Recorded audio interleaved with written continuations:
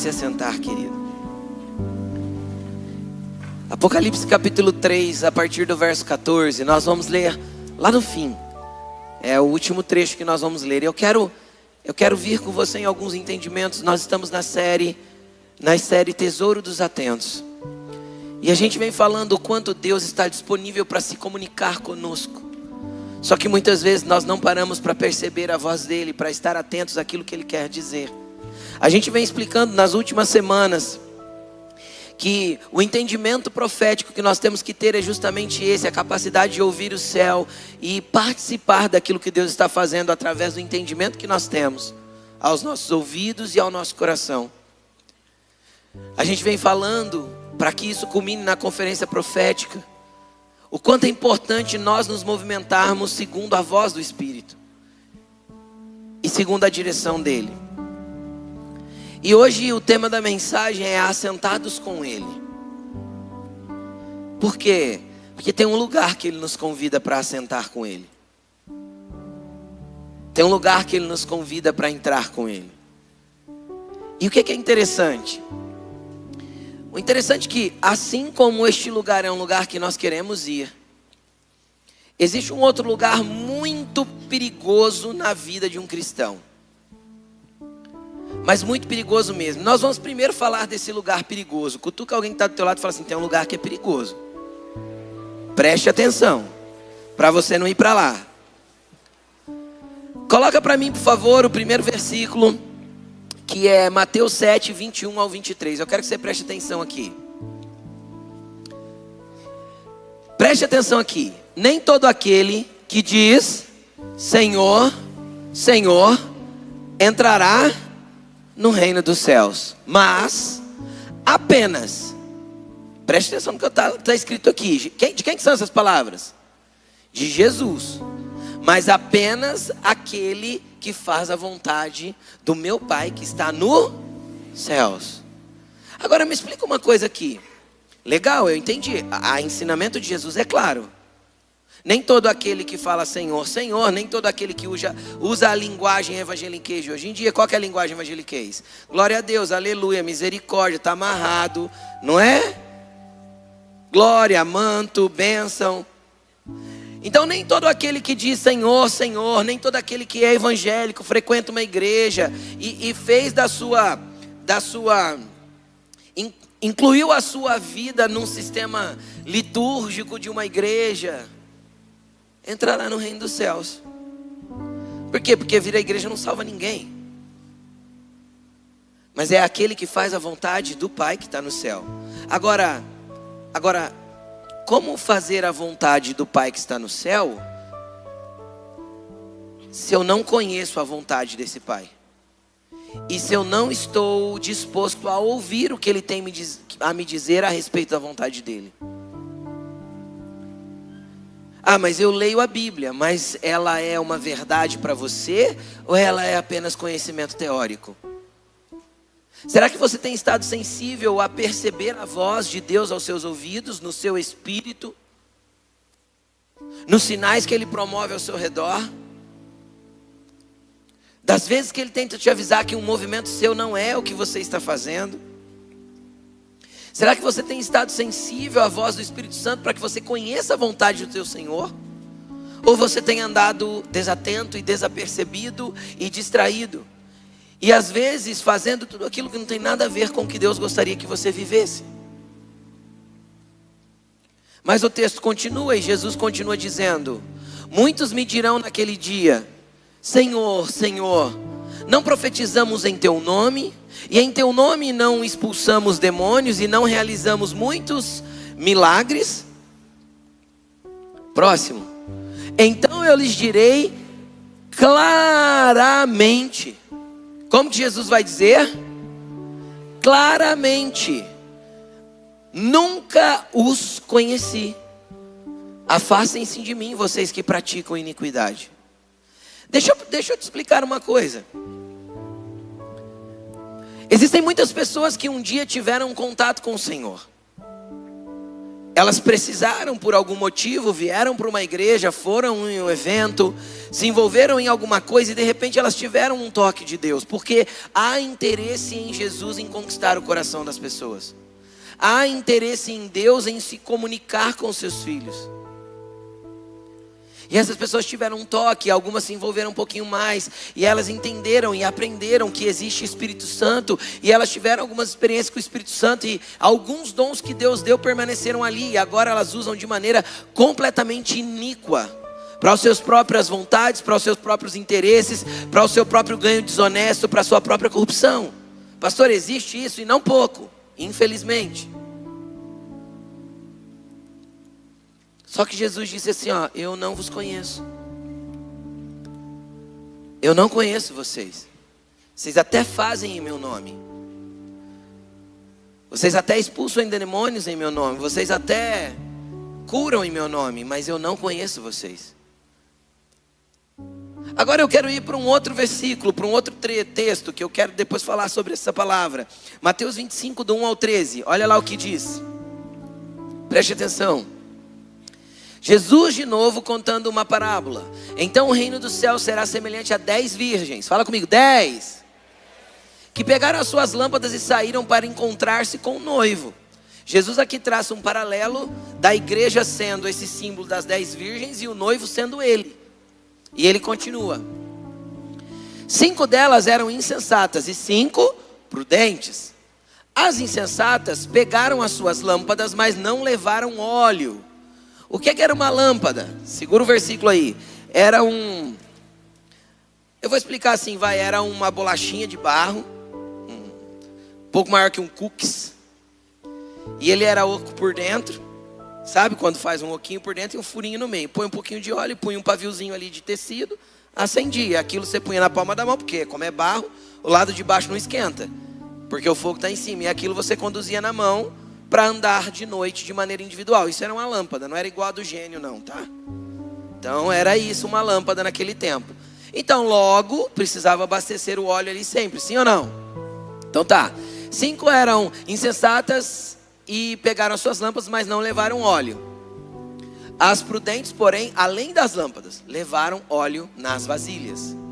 O noivo demorou a chegar e todas ficaram com sono e adormeceram.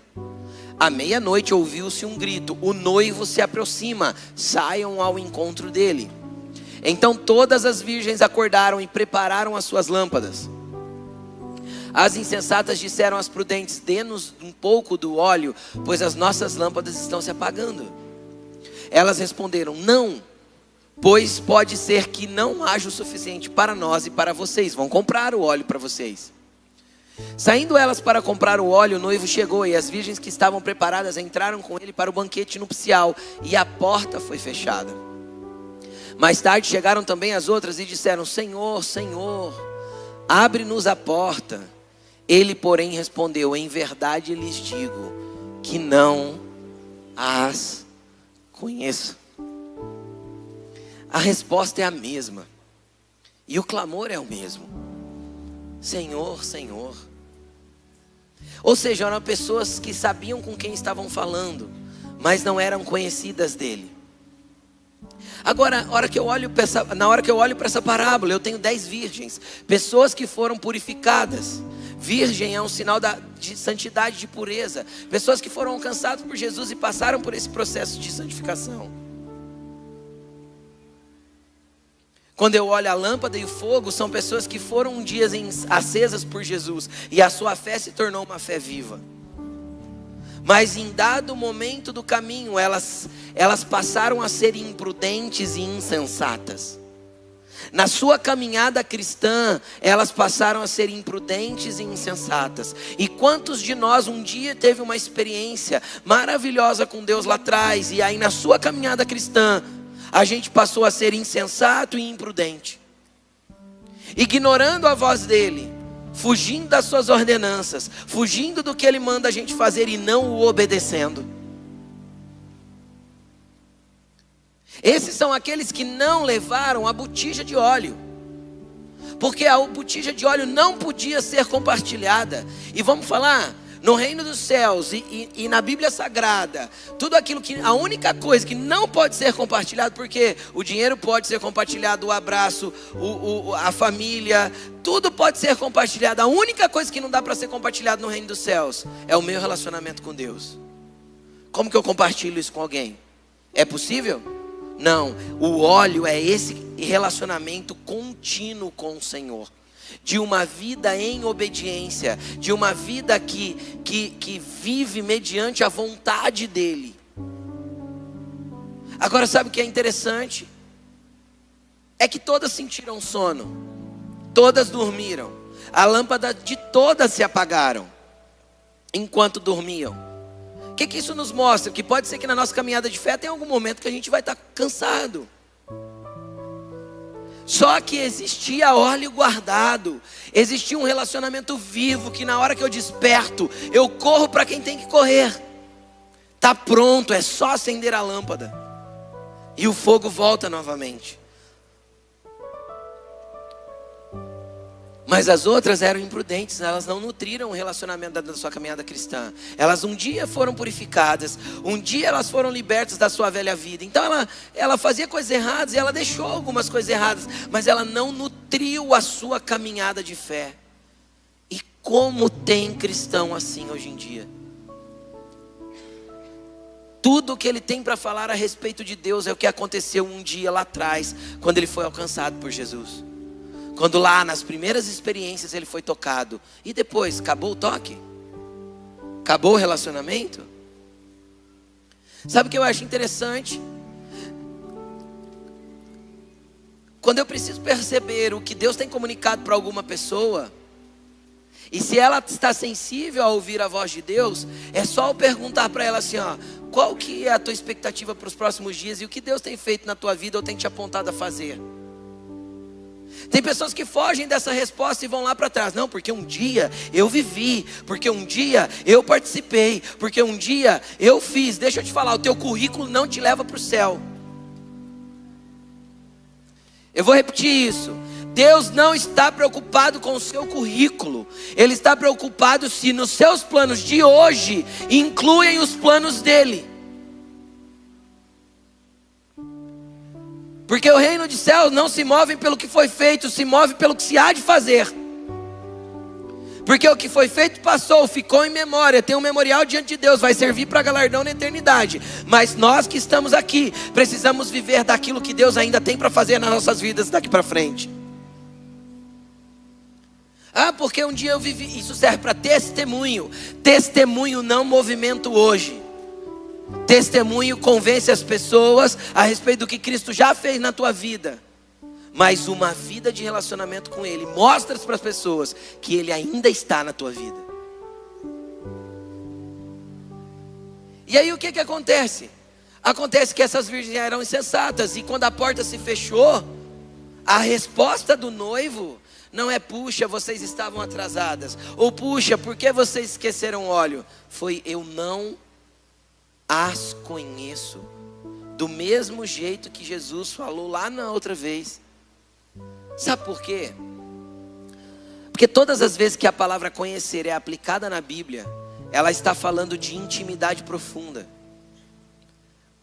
Quando José se casou com Maria, depois que descobriu que ela estava grávida pelo Espírito Santo, o anjo o avisou que aquilo lá era uma obra de Deus e que não era uma traição de Maria. A Bíblia vai dizer que ele não a conheceu até que Maria deu à luz a Jesus. José não se deitou com ela, não fez amor com ela, até que Jesus nasceu. E a palavra usada ali é conhecer. E ela é usada em toda a Bíblia.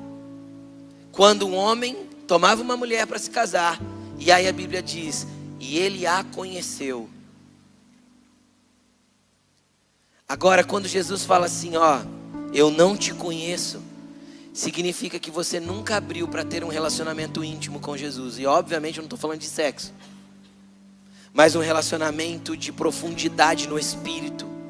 Você nunca se abriu para ouvir a voz dele, para sentir a sua presença, para ir mais fundo com Ele. Você nunca esteve disponível. Você fez da sua vinda na igreja evangélica um mero rito religioso, e você não se disponibilizou para ter um relacionamento com Jesus. Então, obviamente, Ele não te conhece, porque nunca houve profundidade no relacionamento de vocês. Era apenas uma superficialidade de uma fé que ficou nas primeiras experiências. Não dá para ter a nossa fé pautada ali, só nos primeiros dias. É por isso que tem canções que dizem: faz outra vez, como da primeira vez. Porque tem pessoas que estão precisando voltar para os seus lugares de intimidade, experiência, profundidade, para que um dia lá na frente elas possam ouvir do Senhor: entra para o gozo do seu Senhor, servo bom e fiel. E não que Jesus não te conhece, porque você não nutriu um relacionamento. Então esse é um lugar muito perigoso. Por que perigoso? Porque eu penso que sou, mas não sou. Porque eu penso já estar tudo bem, mas não está. Porque eu penso que está legal, mas não está. Porque eu penso que porque a bênção de Deus em alguma área da minha vida, ou alguma área da minha vida está dando certo, então Deus está comigo. Então nós temos que aprender a entender que o Senhor quer nos conhecer intimamente. Eu vou dar mais uma base bíblica, indo para o terceiro tópico, a terceira base bíblica, Apocalipse capítulo 2. Eu pedi para você abrir no 3. Apocalipse capítulo 2, pode pôr a partir do verso 1 para mim. Olha aqui essa igreja aqui. Ao mensageiro da igreja, a palavra anjo significa mensageiro também. Então a carta aqui está sendo direcionada ao líder da igreja, ao anjo da igreja que está em Éfeso. Escreve: eis que diz aquele que tem as 7 estrelas na mão direita e anda entre os 7 candelabros de ouro. É Jesus. Se você ler Apocalipse lá no primeiro capítulo, você vai entender que é Jesus falando dele mesmo. Olha o que ele fala para a igreja de Éfeso: conheça as suas obras, o seu trabalho árduo, a sua perseverança. Sei que você não pode tolerar os homens maus e que pôs à prova os que se dizem apóstolos e não são, e descobriu que eram impostores. Você tem perseverado e suportado sofrimento por causa do meu nome e não tem desfalecido. Cara, Jesus começa essa palavra para essa igreja de Éfeso, olhando para ela e falando assim: vocês são bons caras. A igreja de vocês é legal, tá tudo bem, a igreja de vocês é top, vocês colocam as pessoas falsas em prova e vocês provam que elas são falsas e vocês são top. Passa o próximo. No entanto, porém, entretanto, contra vocês eu tenho uma coisa. A igreja de vocês é top, é organizada, bonita, bem, tudo certinho. Legal a igreja de vocês. Só que tem um problema. Vocês abandonaram o primeiro amor. Sabe qual que é o primeiro amor? É aquele que acendeu a tua chama, te purificou e te deu óleo. Entendeu? E aí você deixou isso para trás. E aí quando a gente pega essa palavra primeiro, não é primeiro em uma sequência, mas é primeiro em primazia, em prioridade. Não é primeiro sendo o número 1, é primeiro em proeminência. Vocês abandonaram, deixaram um lugar onde eu sou o primeiro na vida de vocês. Vocês tiraram eu da primazia da vida de vocês. Vocês me tiraram do lugar número 1 que eu quero ter na vida de vocês. Vocês podem fazer uma igreja legal, a igreja de vocês pode ser top, pode ser a melhor igreja da cidade, pode ter um monte de coisa, pode ter até milagre, gente expulsando demônio, curando enfermos. Mas se eu sair de um lugar de prioridade na vida de vocês, é um problema. Porque vocês me tiraram do primeiro lugar. Hoje, às vezes, para muitos cristãos, Jesus um dia, lá no primeiro contato, ele foi o primeiro. Mas hoje a casa é mais importante, o trabalho é mais importante, hoje o ministério é mais importante, hoje os filhos são mais importantes, o carro é mais importante, as conquistas dos bens materiais é mais importante. Às vezes tudo está na frente de Jesus e você está usando Jesus só como um amuleto da sorte. Um amuleto da sorte para abençoar aquilo que você está fazendo. Tem gente que acha que Jesus é pé de coelho, é vasilha de alho, sal grosso, ou barulhinho fazendo belenguendém atrás da porta. Não, tem gente que usa Jesus como um abençoador daquilo que é os seus planos. Ei, deixa disso. Ele é a primazia da tua vida, Ele é o primeiro. Ele tem que ser o seu primeiro amor hoje, amanhã e para todo sempre. Ele tem que ser o único amor da tua vida, a paixão que te move, aquilo que incendeia o teu coração, que enche a tua lâmpada, que aumenta o teu fogo, que te leva para lugares mais perto dele, que move a tua vida. Do contrário, ele é um acessório religioso, igual qualquer outro pingente que você arrume. A cruz no teu pescoço significa o quê? Ou a cruz na fachada do lugar que você frequenta significa o quê? Se não é para você morrer nessa cruz, para ser dele, ela não serve para nada. Apenas para identificar algo que um dia foi legal, mas que perdeu a primazia, a prioridade. E esse é um lugar que nós entramos com muita facilidade. Os cristãos entram com muita facilidade nesse lugar de mornidão, nesse lugar de estagnação, de tirar Jesus da prioridade. Aí o que ele diz, o versículo 3, 5. Portanto, lembre-se onde caiu. Sabe o que Jesus está falando? Tirar ele da prioridade é uma queda.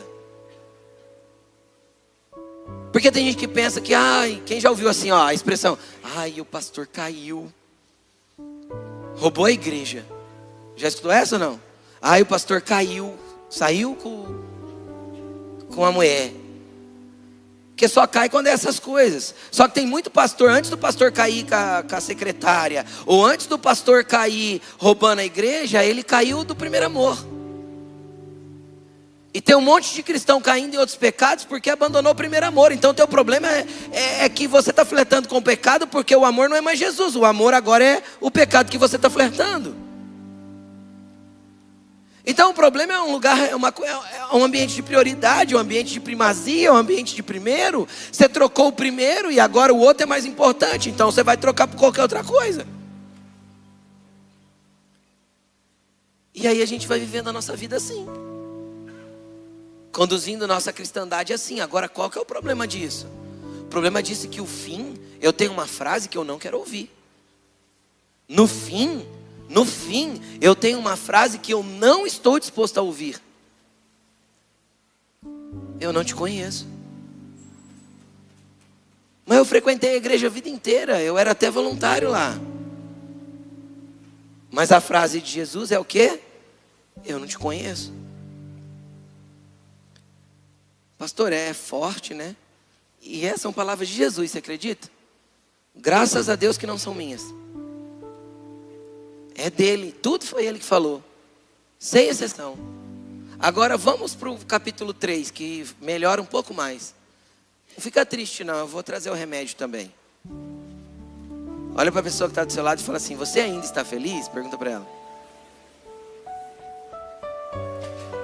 Apocalipse capítulo 3, versículo 14. 14 não, vamos ler o 20 primeiro. 20. Olha só que interessante esse versículo. Jesus aqui também estava falando com uma igreja, assim como ele falou com a de Éfeso. Aí ele diz o quê? Eis que estou à porta e bato. Agora nós estamos falando de uma igreja que fechou a porta e deixou Jesus lá de fora. Nós estamos falando de uma igreja que fechou a porta e largou Jesus lá de fora. Por quê? Porque a vontade do homem prevaleceu dentro dela. Porque os desejos loucos da sua liderança tirou Jesus de dentro dela. Porque a manipulação, a opressão de certos líderes tirou Jesus para fora. Jesus está na porta dessa igreja batendo, pedindo para entrar. E aí quando a gente fala da igreja, não é só a igreja coletiva, mas aqui entra também eu como filho, Quando foi o momento que você tirou Jesus da primazia da tua vida e agora ele está do lado de fora batendo, tentando entrar de novo aí, para que ele possa ser o dono, o Senhor e o governante da tua história? Ele diz: eis que estou à porta e bato. E o que é interessante? Ele diz assim, ó: se alguém ouvir a minha voz. Ou seja, o que você vai escutar na batida de Jesus não é isso aqui, ó. É a voz. É o que eu venho pregando semana após semana. É uma voz que vai ecoar no teu espírito, que vai falar dentro do teu interior, que vai falar por sinais, que vai falar pelas escrituras. É uma voz que vai te dar direção, é uma voz que vai te apontar e que vai te convidar a abrir a porta. O problema é que muitas vezes nós andamos de um jeito que nós não queremos ou não percebemos, ou fazemos de conta que não ouvimos que Ele está batendo a porta, porque a voz dEle para nós não é agradável, porque vai mexer com alguns lugares dentro de nós que nós não queremos que mexa. Porque afinal nós nos conformamos com o nosso cristianismo superficial, nominal apenas, e não real. E aí Ele está à porta, e o que faz você ouvir a batida não é o barulho da batida, mas é o som da voz dEle. Porque Ele mesmo disse em João 10: as minhas ovelhas ouvem a minha voz e me obedecem. As minhas ovelhas ouvem a minha voz e me obedecem. Eu as conheço e elas me conhecem. Eu as conheço e elas me conhecem.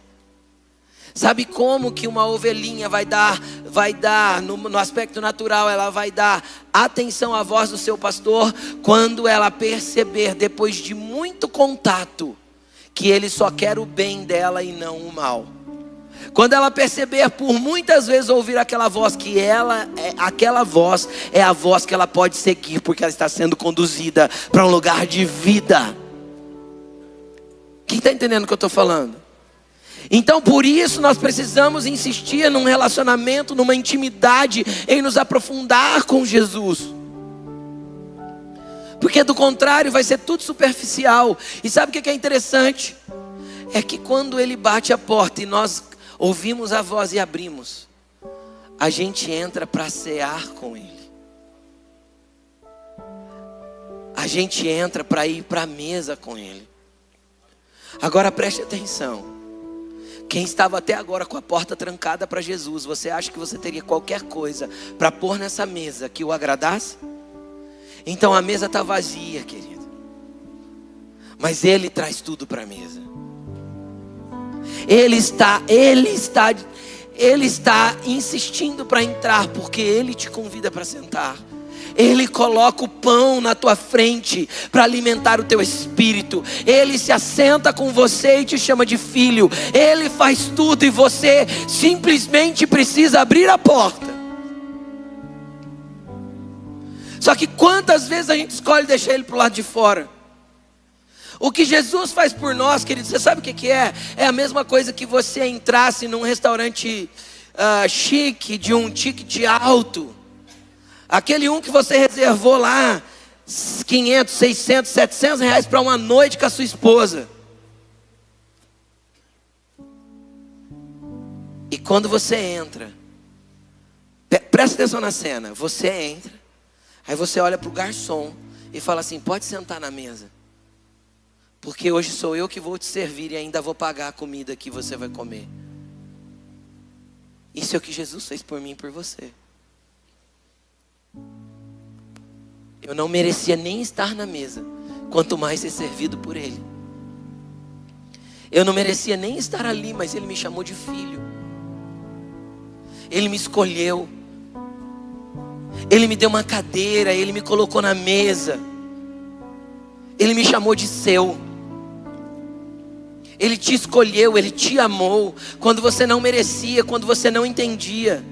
E Ele te atraiu para perto. Só que Ele quer ir mais fundo, porque na mesa Ele quer compartilhar coisas profundas do coração dEle com você. Sabe por quê? Porque a gente só vai para a mesa com quem a gente conhece. Alguém já entrou num restaurante e olhou assim as mesas, e aí foi lá e sentou com um estranho? Alguém já fez uma insanidade dessa? Ninguém senta com um estranho à mesa. Você senta com quem você está disposto, ou você já conhece, ou você está disposto a conhecer. Sim ou não? Você só vai à mesa com quem você já conhece ou está disposto a conhecer. Então deixa eu te falar, Jesus está disposto a se tornar conhecido para você. Porque Ele está batendo a porta e a voz dele está ecoando aos seus ouvidos hoje para que você abra a porta para Ele entrar. Para ir para a mesa com você. Para se sentar com Ele. Para ouvir a sua voz. Para entender as suas instruções. Para conhecer o seu coração, para olhar nos seus olhos e você perceber que os olhos dele têm chamas de fogo, que acende as suas lamparinas, que dele flui o óleo que nutre esse fogo, que nada tem a ver com você e tudo tem a ver com ele. Mas tem algo muito interessante. Para que tipo de igreja Jesus estava falando que ele estava batendo na porta e ele queria entrar? Vamos a partir do verso 14 agora entender essa igreja, que é o lugar que nós não temos que estar. Ao anjo da igreja que está em Laodiceia escreve: eis que diz o Amém, a testemunha fiel e verdadeira, o soberano da criação de Deus, Cristo. Conheço as suas obras, que você não é frio nem quente. Gostaria que você fosse frio ou quente. Agora preste atenção, olha o que Jesus está falando para essa igreja. Eu conheço as suas obras, eu sei o que você está fazendo, eu vejo tudo. Eu sei quando você se deita e quando se levanta. Eu sei o que vem, cada pensamento que vem à sua mente. E antes da palavra vir na sua boca, eu também sei, porque eu já a conheço. É isso que o salmista diz. Então ele conhece tudo. E ele fala para essa igreja: olha, você não é frio nem quente. Quem dera você fosse frio ou quente. Por que frio ou quente, pastor? Porque quente é aquele que está perto de Jesus com o fogo aceso, com a lâmpada acesa, queimando por Ele, apaixonado por Ele, se relacionando com Ele. E o frio? O frio pelo menos está sentindo frio. Então é mais fácil Jesus atrair uma pessoa que nunca sentiu a presença dEle, do que atrair alguém que tem estado morno dentro da igreja, achando que está tudo bem, vivendo uma vidinha mequetrefe, medíocre, longe da verdade do evangelho, sem a voz que te guia, sem a direção que te fala, sem o entendimento espiritual, sem nada, mas está achando que está o top.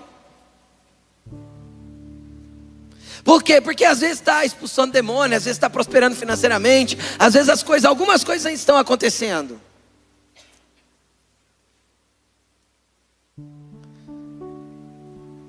Tem muita gente, presta atenção, eu nem ia falar sobre isso aqui, eu falei recentemente isso numa mesa de pastores. Tem muita gente que está parecendo a sarça. Que sarça, pastor? A sarça que queimou para Moisés. Quem lembra dessa passagem bíblica? Por quê? Porque a sarça se queimava, tinha fogo nela, mas ela não era consumida. O fogo serviu para atrair a outra pessoa, que foi Moisés, para dar direção para Moisés. Só que quando Moisés saiu da beira da sarça, a sarça se apagou, não foi consumida e continuou sendo sarça. Ou seja, continuou sendo uma vegetação seca no deserto. Então tem muita gente que está subindo em púlpito igual sarça. Ela sobe, ela está seca. Ela até deixa o fogo queimar, mas o fogo não a consome. Enquanto eu não me abrir para ser consumido por Ele, querido, eu vou ser só uma sarça no deserto, que acende e apaga para as outras pessoas verem. E isso é as pessoas que Jesus acabou de dizer: ó, vocês fizeram, eu não conheço vocês, porque vocês eram apenas um espetáculo público, usado por mim, porque eu tinha que usar alguém, só que você nunca se deixou consumir pelo fogo que eu te dava. O quanto o fogo tem te consumido? O quanto você tem sido quente de verdade? Ou crente de verdade? Pergunta para a pessoa assim do lado, fala: você é crente quente? Ou você está morninho? Porque morninho é pouco fogo, né? É virgem com a lâmpada apagando. Quem está entendendo o que eu estou falando? Mas vamos continuar. Quem dera você fosse frio ou quente, porque o frio ele chegava fácil. Vamos lá. Conheço, assim porque você é morno, e nem frio e nem quente, estou prestes a te vomitar da minha boca. Você viu que lugar perigoso? Esse é o crente meia boca. O mais ou menos. Quem já ouviu? O crente Raimundo, um pé na igreja, outro no mundo. O crente chuchu, sem cor e sem sabor.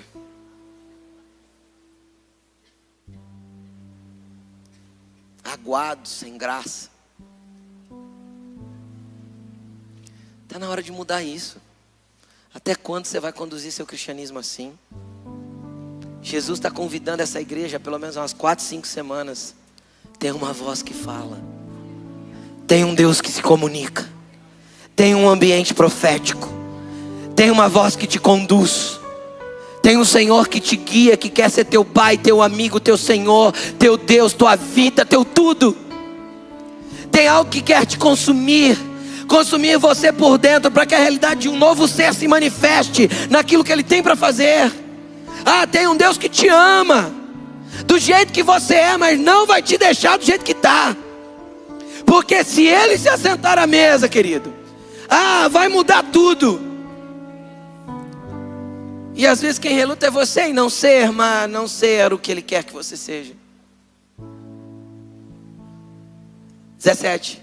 Você diz, olha o que essa igreja dizia. Eu sou rico. Enriqueci-me, não preciso de nada. No entanto, você não percebe que é infeliz, miserável, pobre, cego e nu. Sabe o que é a chave? Olha o coach aqui. Sabe o que é a chave desse versículo? Pega a chave.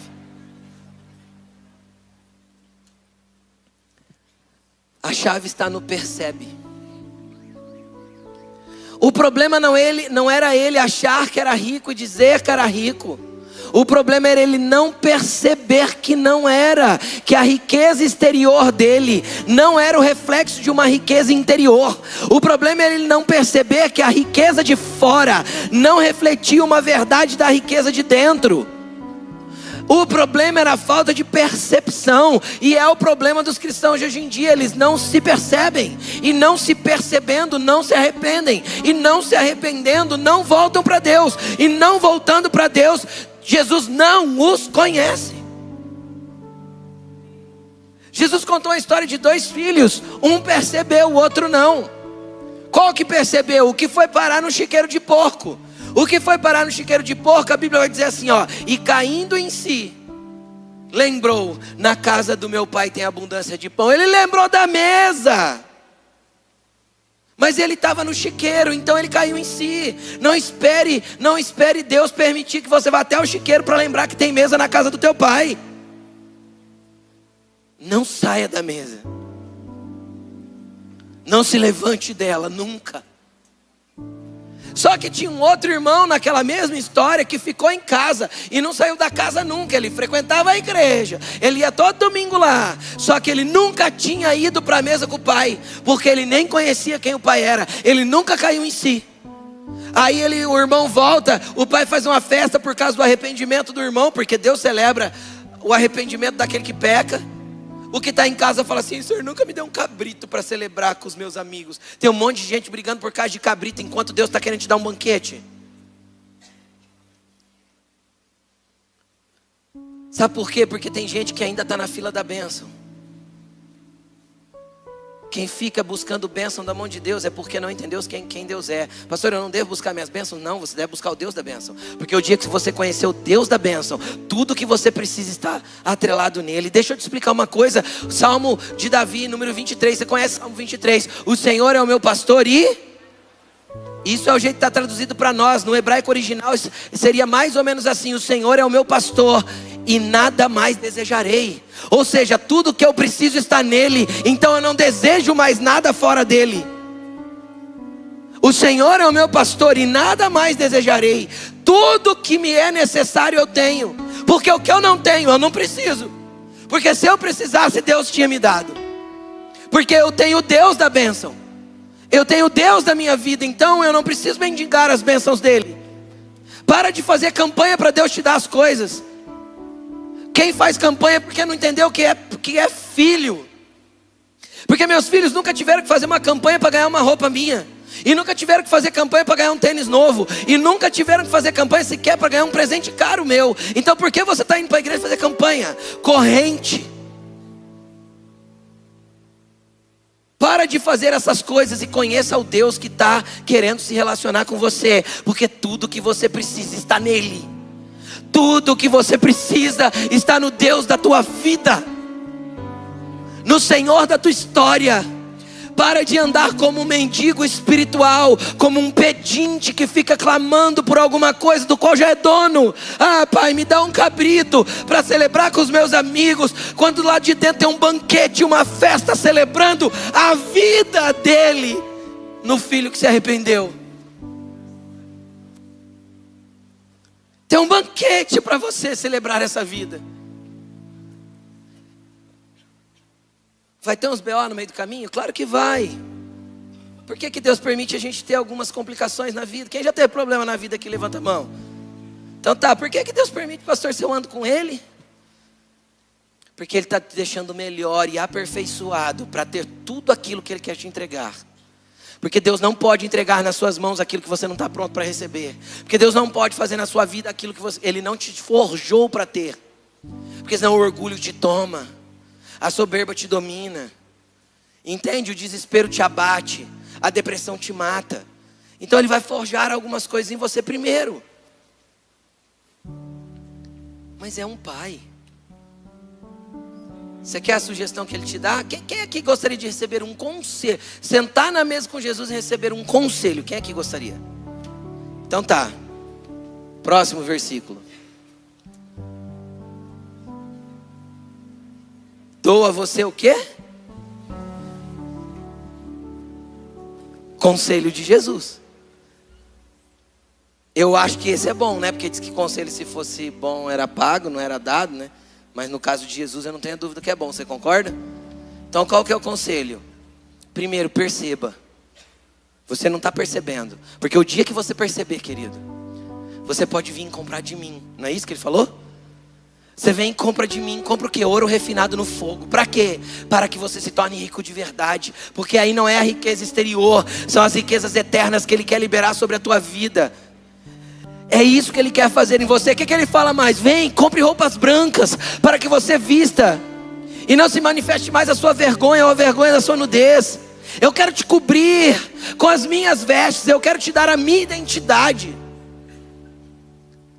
Eu quero te dar a minha cobertura. Eu quero te dar a minha proteção. Só vem e compra de mim. Mas como que eu compro, pastor? Compra sem dinheiro. É isso que o profeta disse. Venha e compre sem dinheiro do pão da vida. Eu não lembro qual que é o profeta, mas eu acho que é Isaías. É Isaías, né? É, esse aí. Venha e compre sem dinheiro daquilo que é eterno. Por quê? Porque já foi pago. Por quê? Porque Jesus senta na ponta. E quem senta na ponta, já está pago. A mesa já está posta e paga. É só se assentar. Porque Ele já pagou na cruz. O ouro refinado que Ele quer depositar dentro de você, as vestes brancas que Ele quer te cobrir, e o colírio que Ele quer te dar. Para que o colírio? Para você nunca mais não perceber. Para você ver e ver sempre. Ver Ele, ver a vida dEle, ver o que Ele tem para comunicar para você. Perceber o movimento dEle. Pastor, como eu faço? Abre a porta. Porque vem Ele e a lojinha junto. E em todas as prateleiras está escrito pago. E você fica mendigando. Mendigando por uma bênção. Vai na igreja e canta, né? Preciso de uma bênção, não vou desistir. Sem ela eu não vou sair daqui. Vai embora sem a bênção, mas vai embora com o Senhor da bênção. Porque se você encontrar o Senhor da bênção, todo o resto se preenche. Você vai perceber que aquilo que você orou por muito tempo, a verdade é que você nunca devia ter gastado tempo com orar sobre essas coisas. Tem um monte de coisa que você vai olhar e fala: Deus, por que eu gastei tempo orando por isso? Se eu te tenho, e ter você, estar à mesa com você, é tudo de melhor que eu posso ter. E querido, sabe o que é lindo de ter Jesus, estar à mesa com Ele? É que ninguém pode te arrancar. Ninguém pode te tirar. Porque os homens podem roubar a tua casa, levar o teu carro, podem tirar até a tua igreja. Dependendo do nível de perseguição e do país, até a igreja foi tirada das pessoas. Mas ninguém consegue arrancar Cristo de nós. Ninguém consegue nos separar do amor de Cristo. Nem a morte, nem a vida, nem potestades, nem principados, nem o presente, nem o passado, nem a largura ou a profundidade. Nada, exatamente nada, pode nos separar do amor que há em Cristo Jesus. Nada pode nos arrancar dele. Se eu estou com ele, eu estou no lugar que eu devo estar. Porque nada mais é mais importante do que estar com ele. Então tudo pode ser arrancado, menos ele.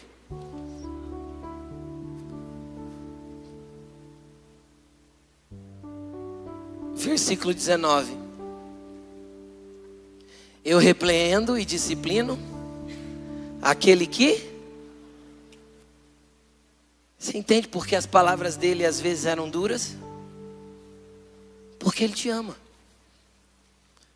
Aí ele repreende e disciplina aquele que ama. E qual que é o próximo versículo? Eis que estou à porta e bato. Se você me ouvir a minha disciplina, ouvir o que eu estou falando para você e abrir, eu entro para cear com você e você comigo. E para por aí? Não para por aí. Fica olhando o próximo versículo. Aquele que vencer. Vencer o quê, pastor? Aquele que vencer. Vencer o seu orgulho, vencer as suas vontades caídas, vencer a porta fechada, vencer a mornidão, vencer essa distância. Aquele que abrir a porta e conseguir vencer esse humanismo que tem dominado a tua vida. Eu vou deixar ele sentar comigo. Na onde? No meu trono. Não é isso que está escrito aí? Eu darei direito dele sentar comigo no meu trono. Sabe por que nós vamos poder se sentar no trono com Cristo? Porque a gente já estava sentado com ele na mesa. Então quem se assenta com ele à mesa e permanece na mesa com ele, um dia vai poder sentar no trono com ele para reger as nações da terra. Assim como um dia ele venceu e se assentou no trono com o Pai. Existe promessa mais incrível que isso? Querido, deixa eu te explicar uma coisa. Se um dia contaram para você que céu era anjinho, harpinha, e você ficar cantando no coral. Uma vez uma pessoa falou assim para mim: eu não quero ir para o céu. Eu falei: mas por quê? Ele falou: não gosto nem de cantar. Eu falei: mas quem te pôs na tua cabeça aqui? Ele era novo na fé. Eu falei: mas quem te pôs na tua cabeça que você vai ficar cantando lá? Mas não é? Todo mundo fala que lá vai ser uma cantoria, não sei o quê. Falei: você está maluco? Você é pichurucos, biruleitos? Deixa disso. Você vai governar as nações com Cristo. Você tem um trono que você vai... Sabe para que um rei se senta no trono? Para tomar decisões. Ele falou: eu vou emprestar o meu para você. Você vai se sentar comigo para reger as nações da terra. Mas para isso você tem que estar na mesa com ele. Desde já. Porque é aquele que se assenta com ele, permanece assentado com ele para sempre. Para sempre. Vai ser muito incrível a eternidade. Mas você tem que viver essa limitada vida que você vive aqui para ele. Aqui, querido, é só o vestibular da vida de verdade. Entendeu? É 4 horinhas de prova para 4 anos de faculdade. Entendeu ou não? É 9 meses de gestação para 90 anos de vida. Pegou? Pegou a referência? É nada perto daquilo que é eterno. E Ele quer te levar na eternidade com Ele. Então, você acha que Jesus vai ter prazer em abrir a porta e falar, eu não te conheço não, e fechar de novo? Você acha que Jesus tem prazer em fazer isso por quem Ele morreu, por quem Ele ama, por quem Ele disciplinou a vida toda, porque Ele queria que ouvisse a voz dEle e obedecesse? É fato que Ele não tem prazer, mas é fato que Ele fará. Então, para de viver uma vida superficial com Jesus. Para de conduzir a tua vida como se... Eu conversei com um homem esses dias, foi interessante o jeito que ele descreveu a forma que a vida dele era no passado. Pastor, eu ia à igreja. No domingo eu chorava, clamava. Na segunda eu até estava mais ou menos. Na terça-feira um amigo já convidava para um happy hour. Na quarta eu já estava indo. Na sexta já estava na balada. No sábado já estava indo. E no domingo eu estava na igreja chorando de novo. Será que é isso que Jesus tem para nós? Ou será que essas são as pessoas que Ele vai abrir a porta e falar, te conheço não? Porque você foi lá para tentar comprar óleo de novo, acender a lâmpada outra vez. E eu fui acendendo a sua lâmpada, mas você nunca nutriu o óleo. Agora eu não posso acender mais. Porque o mesmo Jesus que hoje é o teu Deus de amor, um dia Ele vai mudar de lugar e vai se sentar no trono. E aí quando Ele se sentar no trono, Ele vai ser o quê? Justo juiz. E eu não quero te pôr medo. Eu quero te mostrar um Deus de amor e de relacionamento que ainda te abre um espaço para amá-lo. Porque quando a gente ama Jesus, a gente não faz porque a nossa religião não permite. A gente não faz porque a gente ama Jesus. É isso. Então eu gostaria de convidar você a ficar de pé.